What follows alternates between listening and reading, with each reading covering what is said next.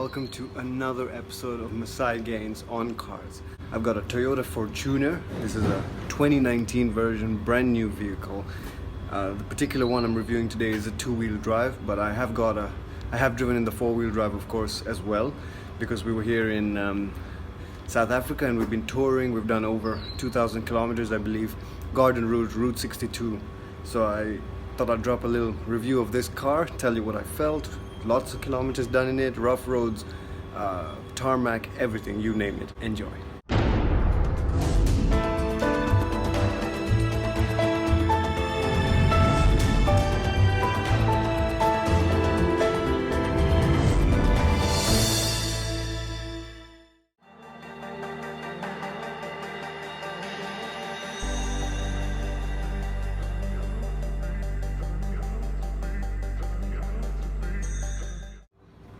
So this is it, guys, 2019 brand new Fortuner. Quite good looks, if you ask me. The previous Fortuners were a bit more tame, I would say, but this is a much more aggressive look. You can see we've got projector beams. Good looking vehicle. This is built on the Hilux platform, so you know, Toyota piggybacked off the Toyota Hilux, very rugged pickup truck, and of course very successful pickup truck, and they came out with this. So you can see we've put this car through its paces. Check the mud, check the dust. This is what this thing is built for. Toyota were only selling about 2,000-3,000 units of these in India and in Indonesia in about 2010 and 2011. So when they came out with the Fortuner with the brand new reshaped design, they're selling now 20,000 units of these. So that's a huge increase. And I would say it's largely to do with the fact that it's based on a rugged pickup platform. It's a rugged vehicle. It's now got good looks to it. It's been modernized. The interior is functional. It's comfortable. Not the most comfortable, but definitely comfortable. So why don't we go inside? Let's take a look. Car is of course locked. This is how the key looks. Nice looking redesigned key. Bit of Fortuner text.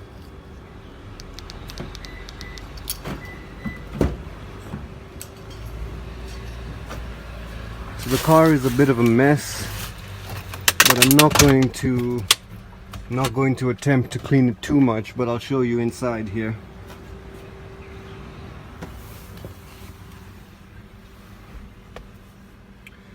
So you got a nice large touchscreen over here. I believe this is probably north of a 10-inch display. Simple gauges. They all light up in blue. You got an automatic transmission. Simple Toyota adjustable knobs for air condition. Storage up front. Little Fortuner badging. This is actually covered in leather. I'm not sure if it's synthetic leather. It doesn't really smell like leather, but you do have that stitching through the door on the side panel. You got, you know, the same on the seats.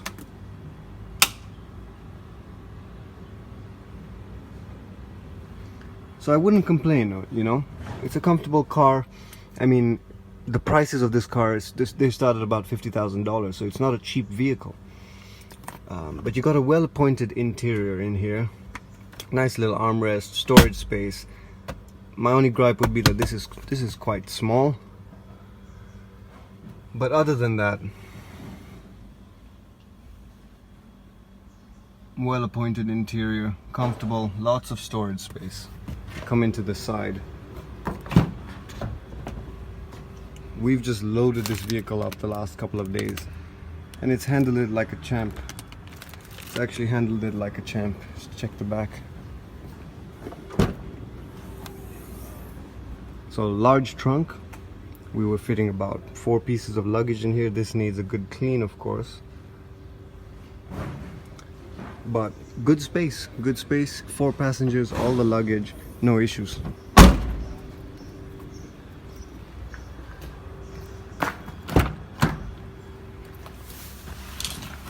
All right.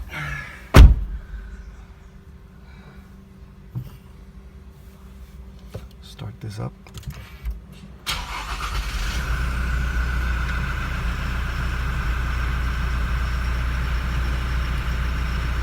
So of course it is a diesel, you can hear that. So we talked about those projector beams, and I mentioned this is a good looking vehicle. I think you would agree with me. So a few other positives I would mention with this vehicle. Let me just turn this light off. The music system. Very nice sounding music system, simple Toyota speakers and setup, but it's got good bass to it, good sounding system. It's really served us well on this trip. Apart from that, you got a little well appointed interior, some synthetic leather. This interior space, the design almost reminds me of the LX 570.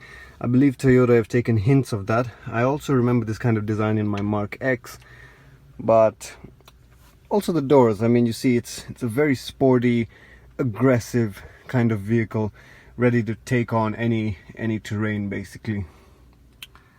And I mean, you got simple functions with lights, storage,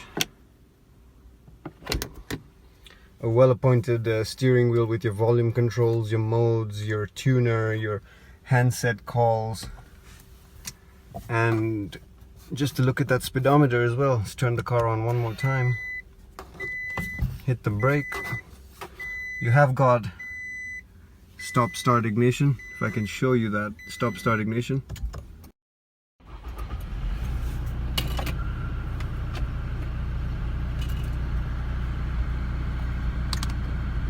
In terms of trim levels for the Fortuner, I definitely recommend going for the higher spec versions. As I said, the four-wheel drive, that enables you to, you know, put the car into 4 high and actually lock a diff and have way more traction. So I would definitely recommend doing that. Go for the higher spec versions. You also get automatic closing tailgates.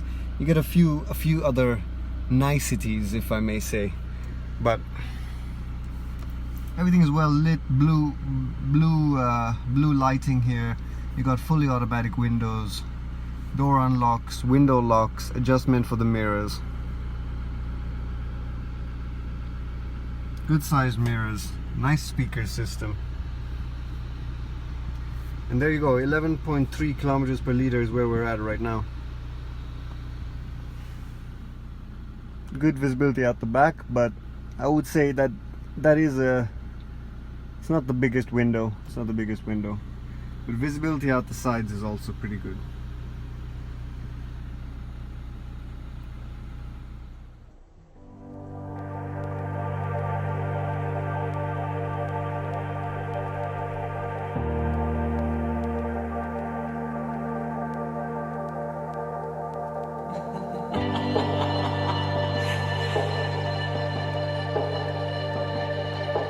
So as I was saying, we came on a trip, we hired a bunch of these Fortuners, and they have served us well. These 3 are ours, and one more over here, just getting loaded up. All of them 2019s, and all of them put through their paces.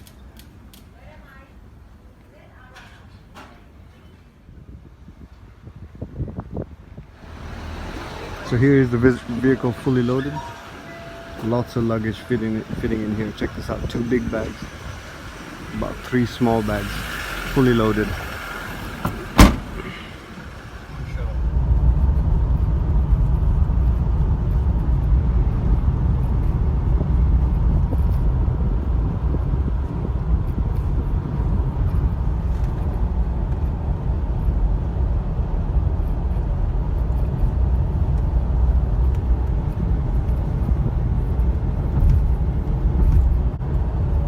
On the road, on tarmac, car feels alright at these speeds. As soon as you start pushing it just a bit, it just gets a bit flimsy.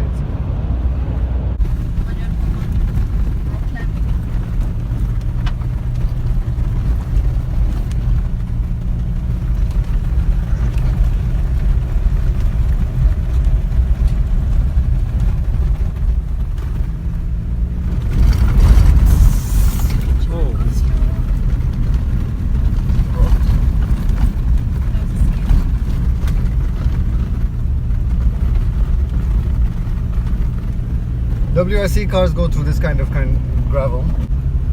It's inside, dude. It's inside. That is.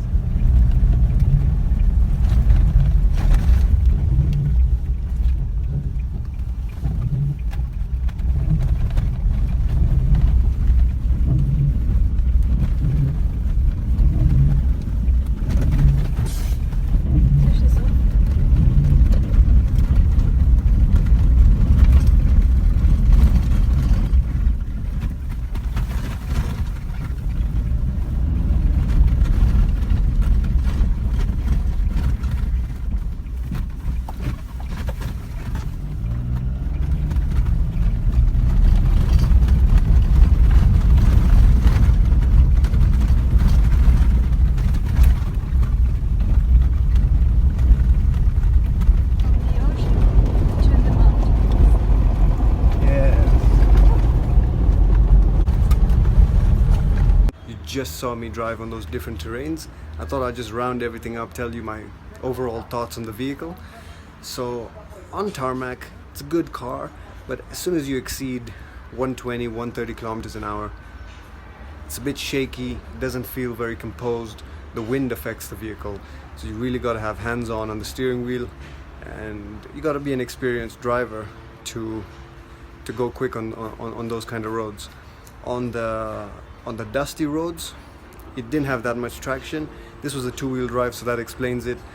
But we did turn on the rear diff lock and helped a bit, but the car was still a bit flimsy. So I would say, even on dust, you got to be quite careful, but it's a capable vehicle. It does it well, not so comfortable though. And last aspect was the mountain track that we did. On that road, it was a very thin road and lots of corrugations. The Fortuner did well, but quite shaky. It's quite shaky, especially when you got a huge drop, a huge cliff right next to you. Quite a shaky vehicle, and you got to be fully in control and quite careful. It's good fun to drive. It was economical. It served us well, no issues whatsoever. It's quite a tough vehicle. You go on those corrugations, you go on those rough roads. You're not so comfortable, but it does the trick. So I'd say overall, it's a good vehicle. It did a good job. And I would recommend it. I hope you guys enjoyed this review, and I'll catch you in the next one. Cheers.